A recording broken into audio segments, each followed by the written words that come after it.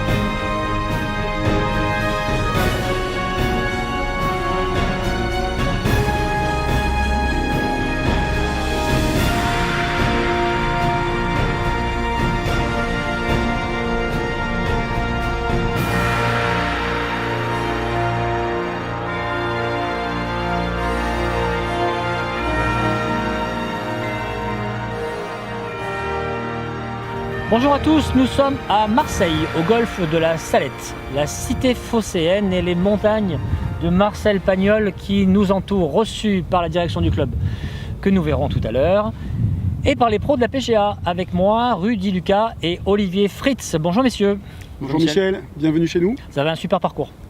Merci. Il est beau et en plein hiver, avoir un si beau parcours, c'est ça, une belle équipe d'entretien, certainement des grands passionnés ici. Oui, oui. Et puis en harmonie avec la nature. Une nature que tu connais bien. Ouais.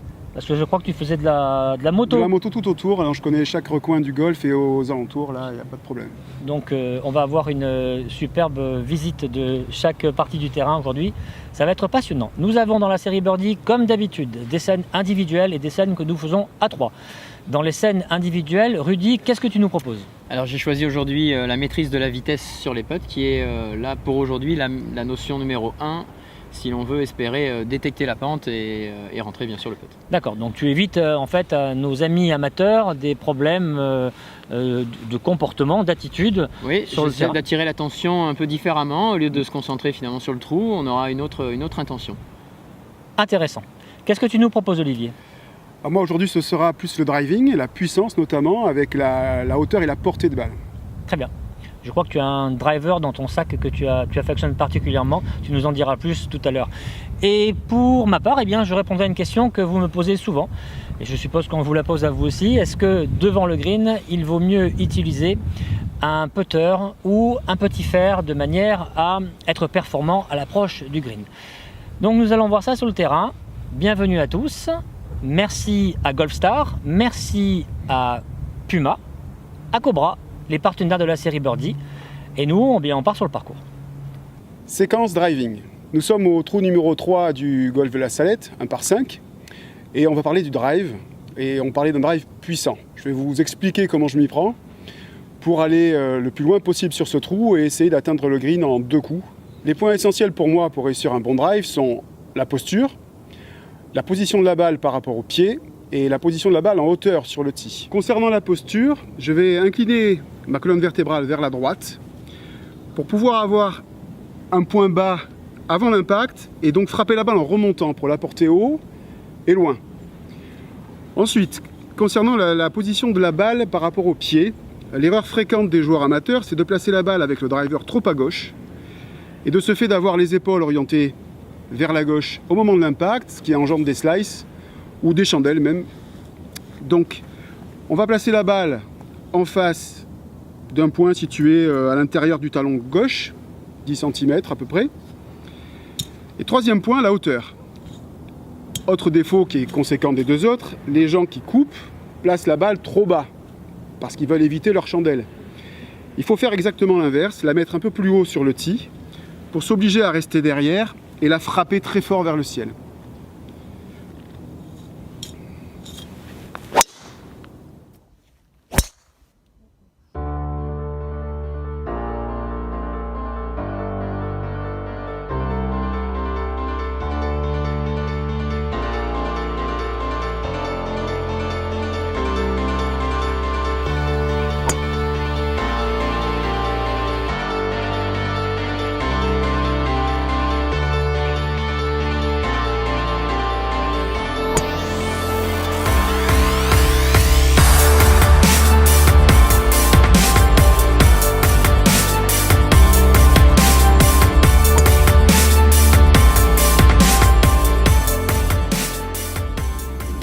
Les 3 points que j'ai évoqués avec vous concernent uniquement la partie statique. Ils sont importants pour aller loin, mais ne suffisent pas à eux seuls à envoyer la balle très fort. Ce que je ressens personnellement, c'est en début de descente, pousser des jambes à la fois verticales et vers la cible, qui me permet de transmettre un maximum de vitesse à la tête de club.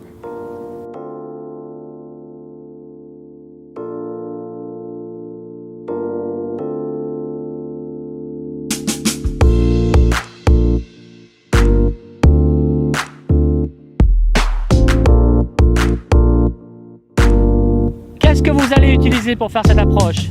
Un putter ou un petit fer? Eh bien en fait vous pouvez prendre les deux. Il y a des avantages et des inconvénients pour les deux. En ce qui me concerne, si je suis en compétition et que je suis en train de gérer cette situation, mon principal souci, ça va être de bien doser. Si je prends le putter, ça va être amplifié.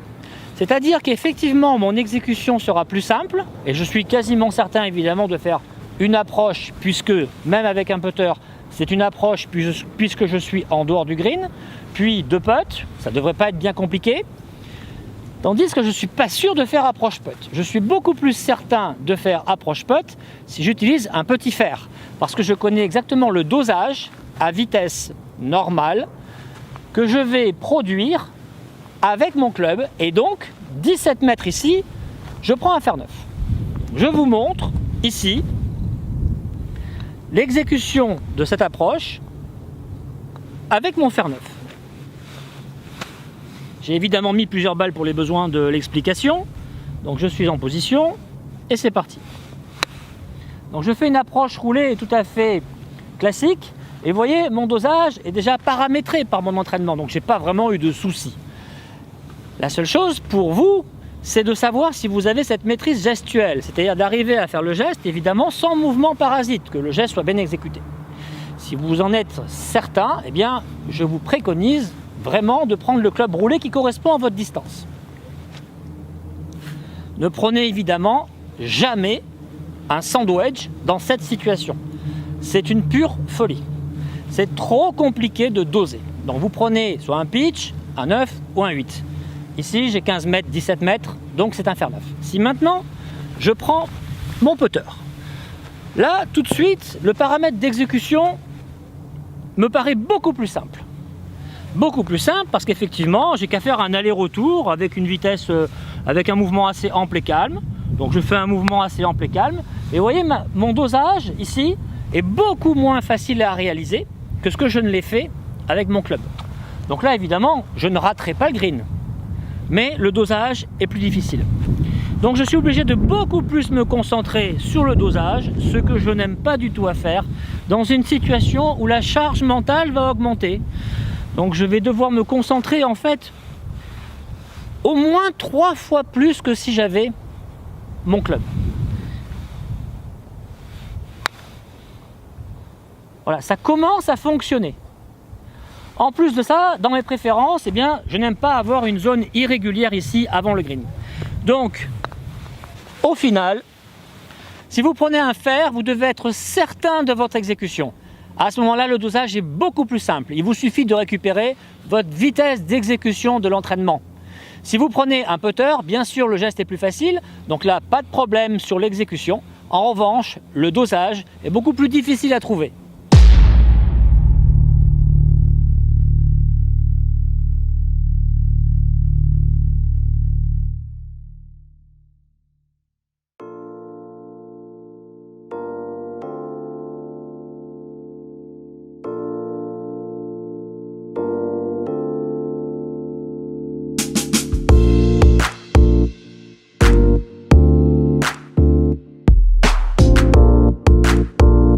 Nous sommes sur le putting green de la Salette. Je vais vous parler d'une situation que l'on rencontre souvent.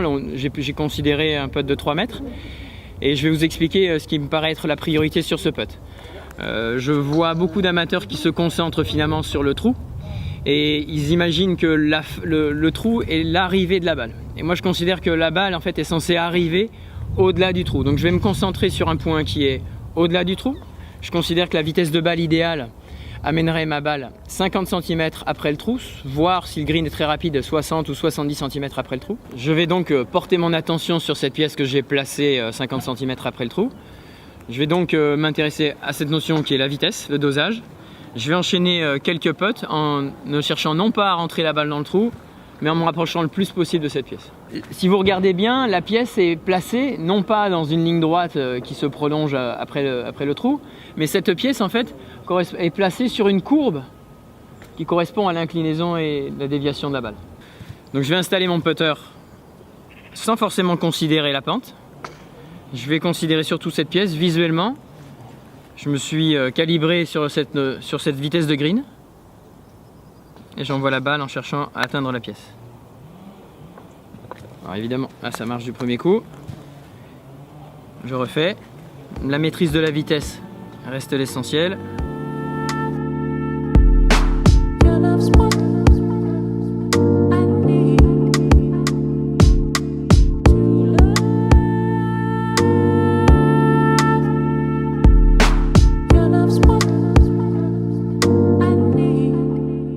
Observez mon putter, là il est parfaitement aligné sur la ligne. Une fois que je vais démarrer mon mouvement, je ne considère pas le mouvement du club se faisant sur une ligne. J'accepte un mouvement de club qui se fait légèrement en dedans de la ligne. Ma face de club à ce moment-là est orientée légèrement à droite. Mon club revient s'aligner et se superposer à la ligne et finit à la sortie légèrement rentrant.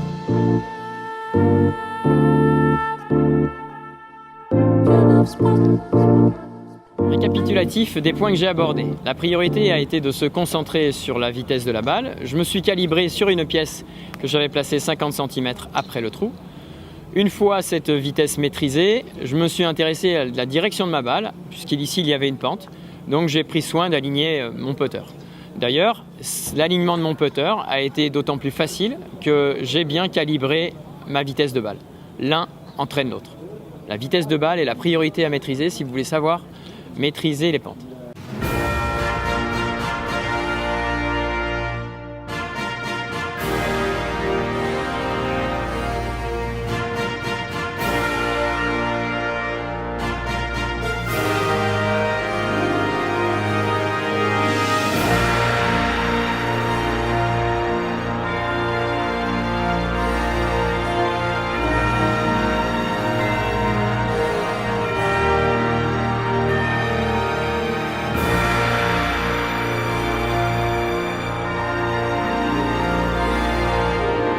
Olivier, nous voici en situation et je voudrais te donner une question que nous posent souvent nos amis amateurs. Pourquoi est-ce que c'est si difficile d'arriver à prendre nos compétences du practice et de les amener sur le parcours? Alors il y a deux raisons principales à cela. La première, c'est que sur le practice, on répète plusieurs fois le même swing avec le même club. Donc c'est la répétition qui fait que finalement le coup commence à payer. La deuxième, c'est que sur le practice, on est dans des conditions idéales avec la balle à la même hauteur que les pieds. Il n'y a pas de pente sur le practice, alors que sur le parcours, c'est très rare de trouver un coup sans pente. Il y a beaucoup de pentes et souvent des pentes que les amateurs ne détectent pas. Ils ne les détectent pas parce que la plupart du temps, ils ne font pas de coup d'essai. L'importance du coup d'essai, là, est primordiale parce qu'elle vous fait d'abord répéter plusieurs fois le même mouvement. Donc on se retrouve dans la situation du practice. Et puis ensuite, elle permet, le coup d'essai permet de se rendre compte du premier coup s'il y a une pente ou pas. Si la balle, comme elle est là en l'occurrence, est plus haute que les pieds, sur le premier coup d'essai, le club va s'enfoncer dans le sol et vous allez faire une grosse gratte, qui ne sera pas grave puisqu'elle sera sur le coup d'essai. Donc on a une sorte de double pente ici, on a la pente qui est par rapport à la balle. Voilà, donc il y a une pente qui va d'abord vers le green, donc une pente montante vers le green, et puis une seconde pente qui est vers moi, c'est-à-dire que la balle est plus haute que mes pieds. Donc la correction, pour corriger la pente avec la balle plus haute que les pieds, c'est d'abord de surclober. Alors pourquoi? Parce que quand vous prenez le bon club, qui est là, avec la balle plus haute que les pieds, on se retrouve avec une face qui est bien orientée par rapport à mon corps, mais qui va être mal orientée par rapport à la cible. Et plus le club a du loft, plus il est ouvert, plus le départ sera directement à gauche avec la face. D'accord. Donc la correction serait d'ouvrir la face, de l'orienter à droite. C'est pour ça qu'on est obligé de prendre des clubs en plus. Et oui, parce que regardez là, la tige non seulement s'est remise dans l'axe, mais par contre, elle est dirigée beaucoup plus vers le ciel. Donc au lieu de prendre mon fer neuf, que j'aurais pris dans une situation de club et à plat, ici je prends un fer 7, donc au moins 2 clubs de plus, que j'oriente un petit peu plus à droite, et je me retrouve avec une trajectoire idéale vers la cible. Donc.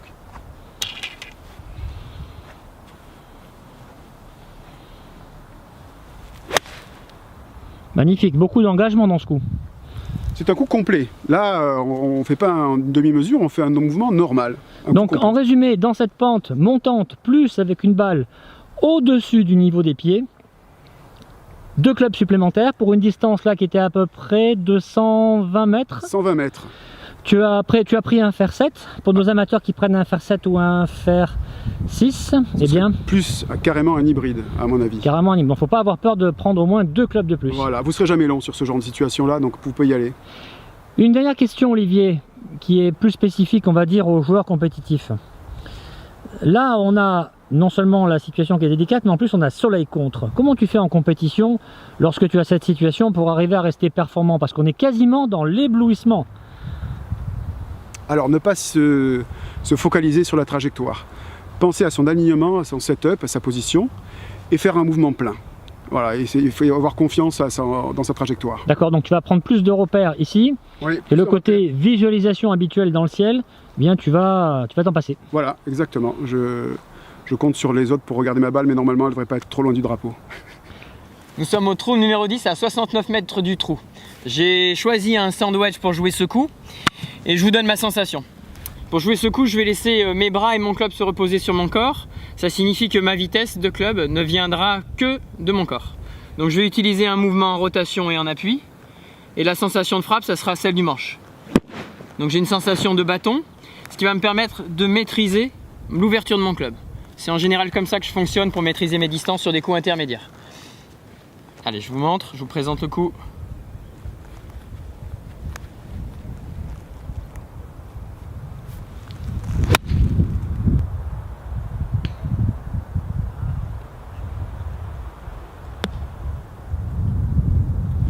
69 mètres au drapeau. Pour ma part, je prends un 56 degrés. Sandwich. S'il n'y a rien marqué sur votre sandwich, c'est que vous avez un 56 degrés. Je prends les mêmes repères qu'à l'entraînement. Pour mon wedging, le plus important, c'est mes appuis, le rythme et les amplitudes symétriques, c'est-à-dire je fais une amplitude dans mon backswing qui est la même que dans ma sortie. Et ces amplitudes symétriques m'évitent ici une vitesse excessive dans la zone d'impact. Très important pour moi, c'est de faire des mouvements bien rythmés, très techniques et précis.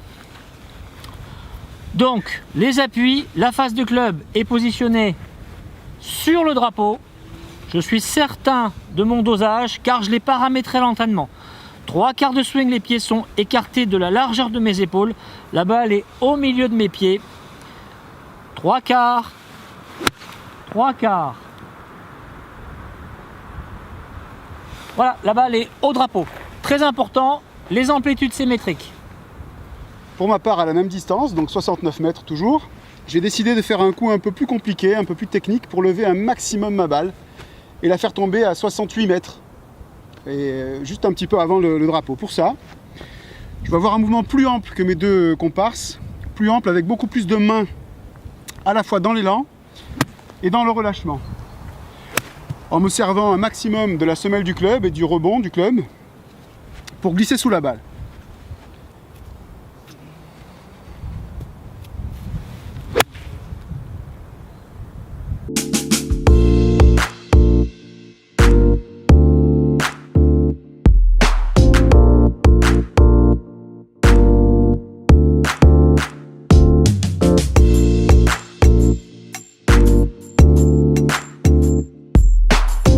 Daniel Scaravonati, bonjour. Bonjour Michel. Merci beaucoup d'avoir reçu la série Birdie aujourd'hui dans ce magnifique golf de Marseille, La Salette. Merci à vous pour votre visite, c'est un plaisir. Alors, La Salette, comment ça fonctionne? Comment fonctionne ce golf? Un golf commercial avec des membres? Oui, absolument. Donc c'est un golf qui date de 1989, qui a été repris sous gestion Open Golf Club en 1996.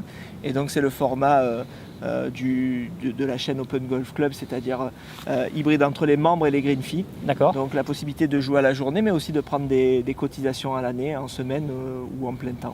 Voilà. Alors, combien coûte un green fee, Daniel, quand on vient jouer à Marseille, La Salette? Alors le prix public, c'est entre 50 € la semaine et 65 € le week-end. Ça, c'est les prix maxi, sachant que tous les golfeurs régionaux ou sous accord avec la chaîne Open Golf Club ont des réductions. Donc c'est rarement le prix pratiqué. Voilà. Des membres, on va dire des membres abonnés, parce qu'on n'achète pas une partie du parcours, bien non, sûr. Absolument pas. On peut jouer avec des tarifs avantageux, donc c'est bien, on a de quoi faire plaisir finalement. On est vraiment dans une organisation qui est très démocratique pour les golfeurs. Absolument. En plus, en plus de la formule d'abonnement ou du green fee, nous avons une formule hybride qui permet de prendre une carte de réduction sur le parcours, qui donne des droits à des tarifs à la fois en semaine ou en week-end, ce qui permet au golfeur de ne plus avoir à choisir s'il va jouer plutôt la semaine ou plutôt le week-end. Il peut jouer 7 sur 7 avec des tarifs défiant toute concurrence, puisqu'il est à 30 € le green fee 18 trous en semaine et 35 € en week-end par l'achat de cette carte. Typiquement au golf de la Salette. Donc c'est vraiment un format urbain qui s'adresse à des golfeurs qui cherchent à jouer plusieurs parcours aussi. Et donc voilà, on est vraiment dans ce contexte-là. On est dans le... Alors est-ce que Daniel, dans cette organisation-là, il y a quand même une touche de Daniel, une touche personnelle dans cette organisation? J'espère, puisque ça fait 10 ans que je suis là. Donc on essaie de... Moi, je me concentre beaucoup sur à la fois les produits pour faire accéder au maximum de golfeurs de Marseille et de la région au parcours, parce qu'il mérite d'être connu. Il est parfois un peu décrié pour son côté un petit peu atypique, donc il est frais.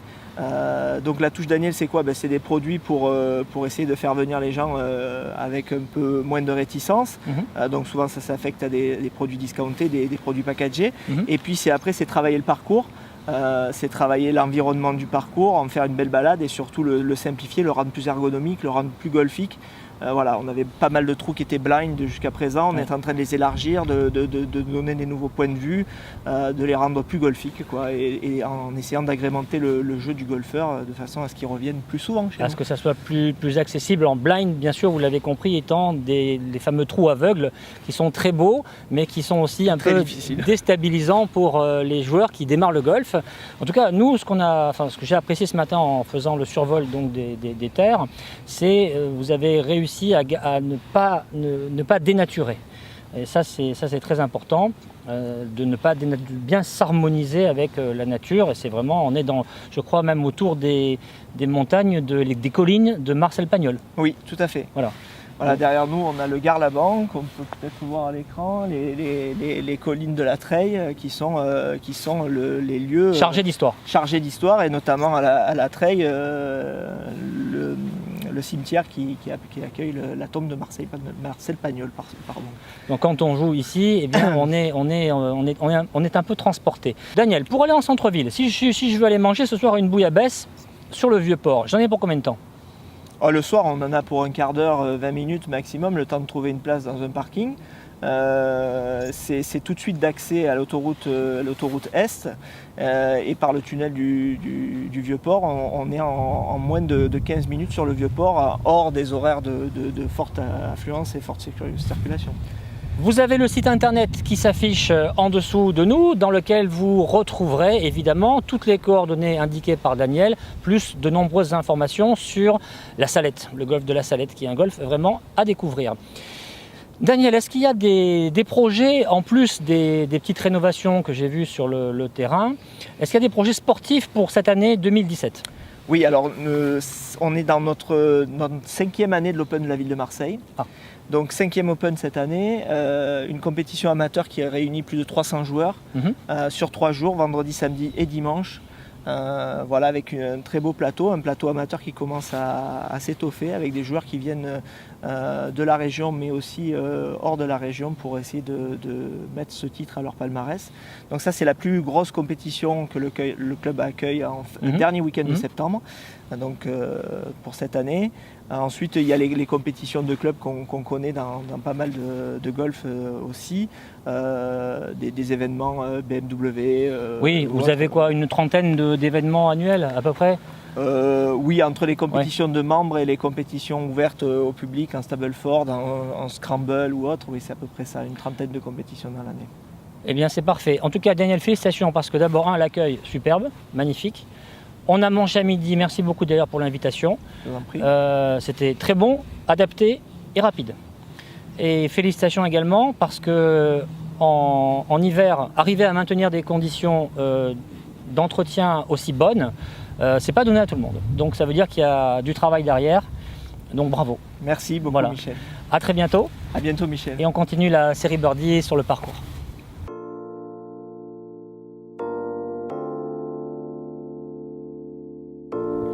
Nous sommes sur le trou numéro 7, à 25 mètres du trou, 13 mètres pour arriver sur le green et 12 mètres de green. Nous allons vous montrer deux approches différentes par pro. Une pour les joueurs amateurs et une autre plus compliquée pour les joueurs confirmés. La première, avec un hybride 23 degrés, on va prendre le club plus court sur le manche, avec dans l'idée de faire un mouvement de putting. Sauf que c'est un putt frotté. Vous allez devoir frotter doucement le gazon sous la balle. Là, ça jaillit bien. Ouais, ça sort vite, c'est qu'on sort vite. La seconde, avec le sandwedge, où on va se concentrer sur un mouvement avec un peu plus de corps que le coup précédent, avec une petite rotation du bas du corps en même temps que de balancier de bras, avec très peu d'action de poignet, surtout à la sortie.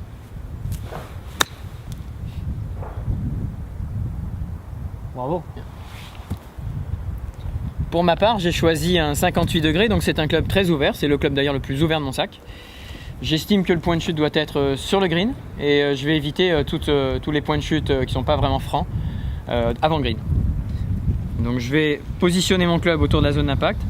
Je mets mes mains en face de la cuisse gauche et je vais répéter, comme l'a fait Olivier, mon contact au sol de manière à m'assurer à la fois qualité de contact et vitesse de passage.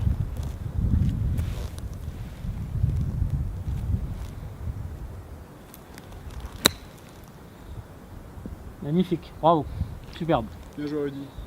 Deuxième possibilité, je vais utiliser le 52 degrés. C'est un club en fait intermédiaire entre mon pitching wedge et mon sandwich de série. J'espère avec ce club faire tomber ma balle sur l'avant green. Donc la technique de contact ne change pas, juste le point de chute. Magnifique. Wow. Sublime. Donc là, balle plus basse. Tout à fait, la balle part plus basse, elle roule davantage, c'est pour ça que je fais tomber ma balle plus tôt. Bravo, belle démonstration. Merci. Alors, dans cette situation-là, pour le joueur qui démarre le golf, eh bien, on simplifie au maximum. On prend un pitch. Ne prenez pas un sandwich, trop compliqué à gérer. Donc, pitch. Je me mets en position. Après, je regarde le lie. Le lie, c'est l'endroit où on repose la balle. On vous en parle sans arrêt dans la série Birdie. Le lie peut être convenable et des fois, je peux être dans une petite dépression. Pour une fois, je vais prendre un mauvais lie. Je me mets dans un mauvais lie. Voilà, comme ça, la balle n'est pas en suspension. Si la balle est mal placée, ce qui est très probable d'ailleurs quand j'arrive dans ces situations-là, à droite des greens et assez éloignée, eh bien regardez, je vais la mettre beaucoup plus vers le pied droit. Je ne mets pas ma balle au milieu des pieds. Je mets ma balle beaucoup plus vers le pied droit. À partir de là, je descends les mains sur mon club. La balle est en face du pied droit. Je fais un mouvement aller-retour tout simple. Ne grimpez pas, ne montez pas. Restez en bas. Faites un aller-retour tout simple. Et vous visez à droite parce qu'il y a de la pente. Attention, je ne bouge pas le bas du corps. Allez, retour, tout simple. Je vais chercher le green. Terminé. Bien joué, Michel. Pour le joueur qui a un peu plus d'expérience, eh bien, on va chercher plus de performance. On va chercher à mettre la balle le plus près possible du drapeau. Et je propose ici un 60 degrés, c'est-à-dire un sandwich extrêmement ouvert. Je positionne ma balle convenablement, pas parfaitement, juste convenablement. Et j'ai le droit d'enlever tout ce qui est mort sans toucher ma balle, sans la déplacer. Je me mets en position et pareil, je vais mettre la balle vers le pied droit pour sécuriser. Le mouvement ici, très peu de poignées et de la rotation progressive. Pas trop de rotation. un tout petit peu. Je stabilise mon bas du corps, je cale la face de club à droite et je vise juste au début du green. Juste au début du green. Le mouvement d'essai qui correspond à la distance. Et je bouge plus la face de club. Les mains sont descendues, les pieds sont très serrés.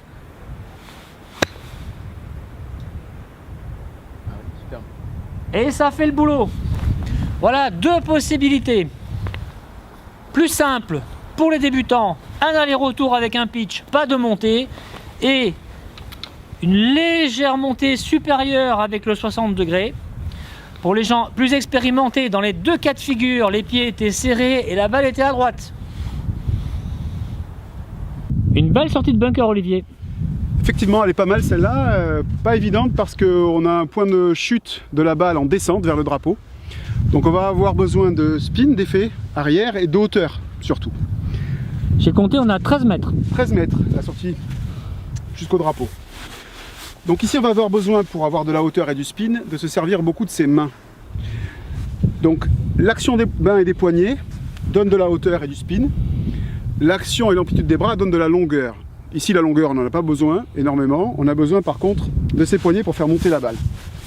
Donc le point d'entrée pour avoir du spin doit être assez proche de la balle, je dirais 2 cm derrière maximum.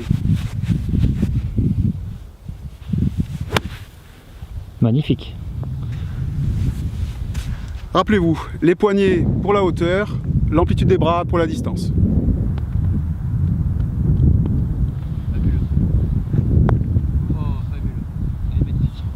Michel, je voulais te parler d'un point que l'on rencontre notamment lorsqu'on est sur le parcours, mais aussi avec nos élèves lorsqu'on est sur le practice. Une des difficultés du swing de golf, c'est qu'on part arrêté et qu'il faut créer de la dynamique. Donc j'ai un exercice à te proposer et à te montrer. Je m'installe sur la balance et je te propose d'observer l'évolution du mouvement de corps et l'évolution des appuis. Tu vas t'apercevoir rapidement que lorsque mon corps se met à pivoter, mes appuis changent eux aussi. Donc dans le swing de golf, vous ne pouvez pas réaliser un pivot si vous ne comprenez pas le mouvement des appuis, inversement. Les appuis sont liés à la dynamique du pivot. L'un crée l'autre. Cette petite danse que je fais là va m'aider finalement à rythmer ma tête de club. Donc ce que je vous propose, c'est d'essayer cet exercice à une main. Je vais prendre la main la plus faible, la main gauche, qui aura ce rôle de finalement porter mon club. Je vais partir de la sortie. Je suis en appui, moi, quasiment sur ma jambe avant. Et puis cette tête de club, je vais la laisser finalement se faire entraîner par mon mouvement de corps. Je crée le mouvement de corps, ma tête de club vient. Je laisse la masse, je l'attends, voilà. Et si jamais je devais finalement accélérer ma tête de club, il faudrait que je passe par mes appuis. Donc l'exercice, ça va être de appuyer un petit peu plus, mettre de plus de pression sur les jambes. Maintenant, je vais partir avec mes deux mains sur le club. Je fais le même exercice, je pars de la sortie. Et j'essaie de trouver la même sensation sur mes appuis et sur mon pivot. Mes mains faisant le même travail, simplement de porter le club. Je démarre, j'engage et je laisse ma tête de club me suivre.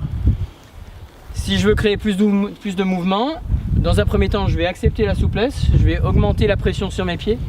Et vous pouvez voir qu'en augmentant la pression sur mes appuis, le club va s'accélérer. Si vous voulez de la vitesse, passez par le bas du corps. Si vous voulez bien démarrer le swing de golf, passez par le bas du corps. On termine à la nuit, mais c'était vraiment très agréable. Merci beaucoup Rudy, merci Olivier, quelle belle journée. Merci à toi Michel d'être venu nous rendre visite, on a été bien content de te recevoir. Beaucoup d'échanges. Tout à fait, nous te remercions d'avoir partagé tes connaisses avec nous et de nous avoir fait confiance sur cette journée. Eh bien, c'est un golf qui est magnifique, qui est déjà très beau en hiver, alors qu'est-ce que ça va être au printemps? Oui, au printemps c'est magnifique, l'été aussi, même s'il fait un peu plus chaud, et vivement le soleil quand même. Merci aux partenaires Cobra, Puma, ainsi qu'à Golfstar. Et puis un clin d'œil à Golfid, les sacs sur mesure que vous pouvez retrouver sur les réseaux sociaux Facebook, et un clin d'œil à Beauty Success, toujours avec la série Birdie.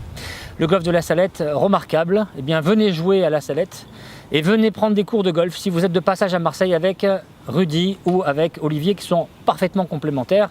En tout cas, moi, j'ai beaucoup appris de vous aujourd'hui. Je vous en remercie. Oui, merci Michel. Je vous remercie. Abonnez-vous à la chaîne YouTube, le petit bouton YouTube, abonnez-vous, plus les réseaux sociaux, Facebook, la page de la série Birdie, et vous retrouvez les coordonnées de tous les partenaires. Et bien, dans le générique de fin, regardez le générique de fin, il y a tous les renseignements et également les contacts pour prendre des cours avec Olivier et Rudy. Et pour ma part, si vous souhaitez me joindre à Cannes ou à Paris, eh bien vous avez également mes coordonnées. Merci à tous et à très bientôt. À bientôt. Merci Michel, au revoir.